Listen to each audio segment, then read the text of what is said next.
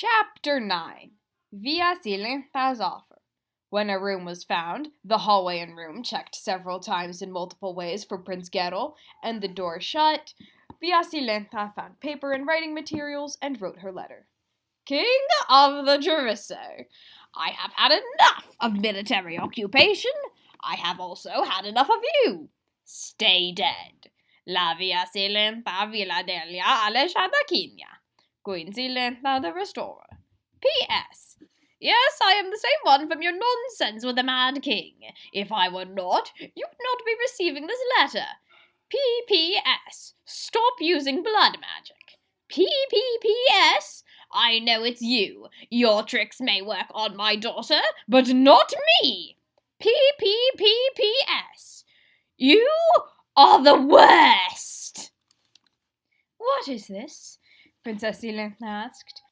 A letter to the Rossini, letting them know that I know what they are doing. Via Silenda answered. She sighed. Goodness, your mother and the Soledo. She is worse than the peasants in her opinion of them. Ilzisnha crossed her arms. Excuse me? She glanced at her. Sorry. Worse than that Jarissa woman. Lanczú gave a sound almost like a laugh, but there was a nervous edge to that. Don't let her son hear you say that. He's terrible, but you can't deny he loves his mother. Via Silenda inclined her head.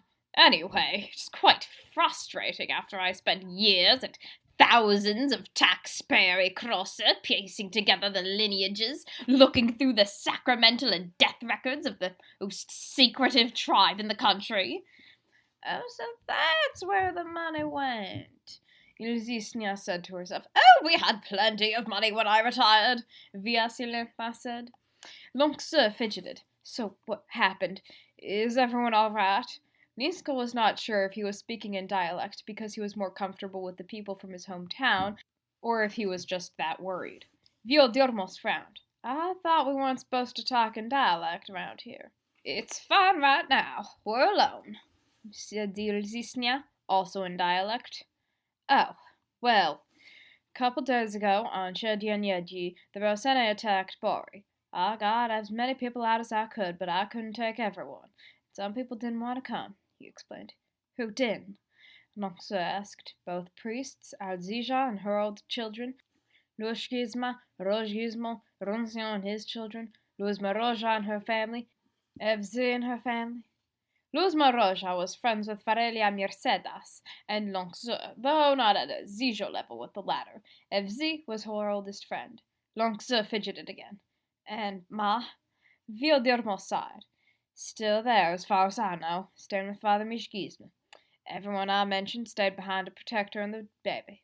Except Luzma Roja, who wants to be able to write to us. Luzma Roja was jokingly called the only literate person in Beretta, though this was a title that would make Lanczú wince now. She and Evzi had taught themselves how to read, and Luzma Roja had gone on to try and learn as much as she could about anything she could. Evzi had joined her on her journey at first, but eventually needed to focus on learning her family's trade. Luzma Roja had eventually done the same, but still wrote and researched in her free time. Father Michel could read, but only in church Elaine, as it was all he needed to be a priest, and Father Joseba was the same with the Delicite. And Bad Zephyr? Lanczú said. You want to talk about it? Vio Dirmos blinked, hoping he would not start crying again. Ilzisnha put a hand on his shoulder. Mad Zisha, the Rossini killed her, Vio Dirmos sighed. Lanczú gasped. Oh, my goodness, he nodded. I should have protected her. It's my fault she died. It ain't your fault, dear Gizmo, said Ilzisnha, rubbing his arm. Yes, it is. I should have stayed with her. You had to help your children. She was trying to keep her voice even. He sighed. I did, but I can't help feeling like I should have gone after her. She'd have wanted you to protect them. If you'd stayed with her, she'd have pushed you to them herself. A smile tugged at Vio Dirmos's lips, but it was sad. She would have. And she weren't strong enough, but I couldn't have said no to her. Why'd you panic when you heard my name? Linsco asked Via Silenda. Via Silenda laughed. That was not panic. Trust me, panic is much worse. Anyway, why do you all think? You are short. Linsco cut her off with an angry Linsco noise. Via Silenda chuckled and looked to her granddaughter. Lentakisa, I believe I have found your twin. She preferred calling her granddaughter Lentakisa rather than Silekisa as her parents did. This was because, in her mind, Silekisa would always be Queen Silenda, not Princess Silenda. Also, because apparently she and her daughter were not allowed to agree on anything, even what to call Princess Silenda. Princess Silenda sighed. Yes, Musika, I am aware of all similar heights and reactions to them being commented on. She laughed again. Anyway, you share your vertical challenges. Princess Silenda narrowed her eyes. And hair color, as well as your name and speech patterns, and I think it should be said, your handedness with two, not to mention your clothes and weapons. Linsco blinked blankly, and Via Silenda sighed. You look like them and do not talk loudly. He nodded in understanding. So it is true, then. You are the Jarissa King. He nodded again, this time in affirmation. Via Silenda sighed and sat back. Ilzisnha crossed her arms. I was hoping y'all wouldn't have to go through nothing like that. What happened with the Riskans and the Jarissa King took my father from me. She frowned, her expression troubled. Her father was killed when the Riskans and the Rosetti attacked Bori, and many of the children in the village, including Ilzisnha, Quinia, Ilzisnha, and Elinsco, were taken prisoner. Luckily, the younger children had been able to escape and made it to Sillery, where Quinia met his future wife, and Ilzisnha began his empire. But the others, including Ilzisnha and Elinsco, made it to Soledo. Ilzisnha's experiences were so terrible that she had blocked out not only the memories of her imprisonment, but her entire history. Not even Elinsco knew what had happened to her, though partially because he had never asked, with how painful it was. She laughed suddenly, mostly to distract herself. And to think only a short time before my biggest concerns were that Ilzisnha would hurt his dear horse, and how to deal with the couple of people who thought they could get out of paying their debts. Vio Dirmos sighed. At Linsco's confused expression, Lanczú clarified. She was planning on killing them and taking the money. Linsco nodded in understanding. Via Silenda nodded. I was a prisoner in my own castle, powerless in the place I should have had the most. It becomes more ironic when you realize that I was minutes away from being crowned queen when the Riskans attacked. She realized she was running her thumb across her right hand. She sat up straight and put her hands in her pockets. I would not wish what happened to us on anyone. Ilzisnha laughed dryly. I can think of someone. The Jarissa King. Via Silenda sighed. So how did you learn what you hold? If Linsco has anything to go off of, the others told him, said Ilzisnha. Linsco nodded. That's what happened. Via Silenda gasped. You have met your predecessors. Linsco nodded, and Ilzisnha frowned. Didn't we tell you about that, Lenta? She asked. Via Silenda shook her head. I think I would remember something like that. I think Father Mishgizmo and I are the only ones y'all told about that, said Vio Dirmos. Right, yes, said Ilzisnha. Via Silenda told her back to Linsco. So what are they like? Linsco sighed.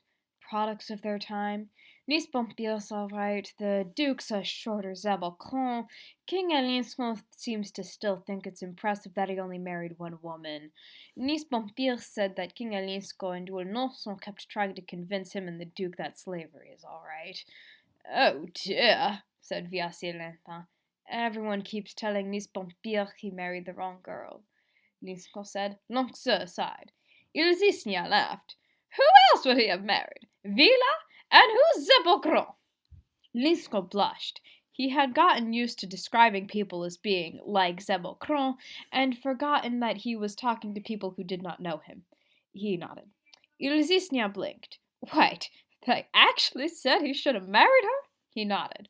Via Silenda blinked, and then both laughed. Lis marrying me? I am not just saying that because he was a farmer and I was the queen, but also because he was so clearly in love with Ilzisnha. Via Silenda smiled. You should have seen the way he talked about her. Ilzisnha laughed. You should have seen the way he talked to me. Could hardly get a word out. More than usual. I mean, Quinia had to tell me he loved me instead of him. This is before he married his wife and moved to Sillery, of course. He weren't asked neither, and he weren't supposed to. Ilzisnha somehow managed to be furious and grateful.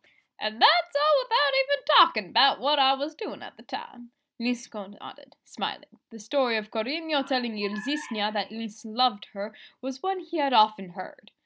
What about Duke Elinsco? Vio Dirmos asked. Who is that boy you compared him to? Zebocron, Lanczú answered. Another soldier and his descendant. She nodded. Lord Josebo Atkinson? Duke Gardeso's youngest son? He blinked. He got siblings? Linsco nodded. Lord Echacrin. She looked thoughtful. I have seen him a couple of times, back when he was a little boy, and during his father's trial, though he was quite small then as well. Like Gerolkiso, but shorter. Lanczú almost laughed at the thought of Zebocron being a little boy, or thin and awkward like Prince Gerol. He was quite proud, she continued. Lanczú laughed dryly. Proud. That's one way to say it. Linsco nodded. Linsco was complaining that as Agnolosa called him an Elaine heretic, and then Duke Linsco asked if she was wrong. It was pretty clear he agreed. Lanczú sighed, Ilzisnha muttered something, and Vio Dirmos frowned. Wait, people actually think that about us? Y'all weren't exaggerating? Ilzisnha sighed. No, it ain't as bad as it was when I was y'all's age, but it's still there. At least he ain't as bad as his Agnolosa. I never thought I'd actually say this, but she said worse things about Beradins than Zebocron has, Linsco said. Lanczú looked at him. How? Linsco hesitated. You know how Tonatera and Soledo think about us? Lanczú's eyebrows shot up. Oh my goodness. Linsco nodded. Apparently, that's how we used to see Ella. Great, Lanczú said. Vio Dirmos sighed as well. Well, that is a wonderful revelation. Anyway, we must figure out what to do about this. As we have seen 3, though I suspect 4 times, the Dark Lord was not joking when he cursed us. Princess Silenda frowned. 4? Come now, Jarissa. During the Great Jarissa War, the king died, and the Great Jarissa's name is not said for good reason. He somehow managed to cause Sula Lake and the entire Casado to freeze over, and he is called the Second Quinia for a reason. And after Queen Silenda of 100 years came out of hiding and fought him, we had the 100-year anarchy. We were not so much a country as a loose confederation, and the only reason our neighbors did not conquer us was that they did not want to deal with whatever was happening. I would call that disaster befalling Quinia if it were not for the fact that Quinia barely existed for most of that time. There must have been an Jarissa King around there somewhere, said Vio Dirmos. Linsco squashed a smile. He had not told anyone about Ellie. Given what he had said about angering Moria and what her curse was said to entail, he doubted anyone would be able to remember him. He was surprised he remembered who Ellie was. Princess Silenda frowned. I would call the War of the Arrows quite disastrous, but there was no Jarissa King then.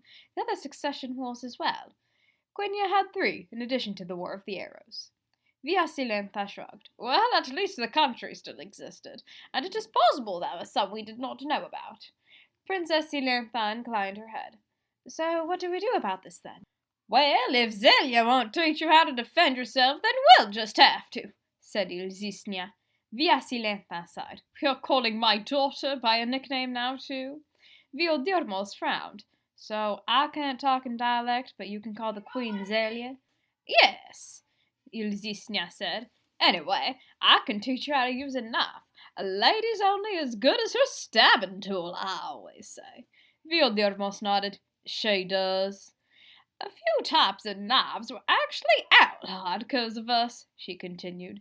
Vio Dirmos nodded. I remember. Vio Dirmos sighed. My making something illegal ain't nothing to brag about. Anyway, I will teach you how to do magic. There are some strategies for managing your wild magic. Princess Silenda frowned. Should we not ask Miradello and his apprentice? They are mages. Powerful ones, too. When the mage's apprentice had only been 14, he had trapped his brother's soul in a suit of armor and then cut off his own hand in order to bring him back. Vio Dirmos sighed. I do not see how it is that you distrust practically half the government, yet Miradello is perfectly normal to you. What? Is it because of Icorion?